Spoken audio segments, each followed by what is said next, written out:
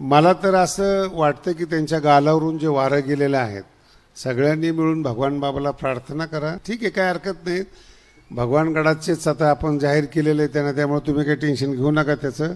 आपल्या बीड जिल्ह्यातले भूमिपुत्र धनंजयजी मुंडे या कार्यक्रमाला येणार होते आणि 2 तास हेलिकॉप्टरच्या शेजारी बसले, पण त्यांना क्लिअरन्स मिळाला नाही.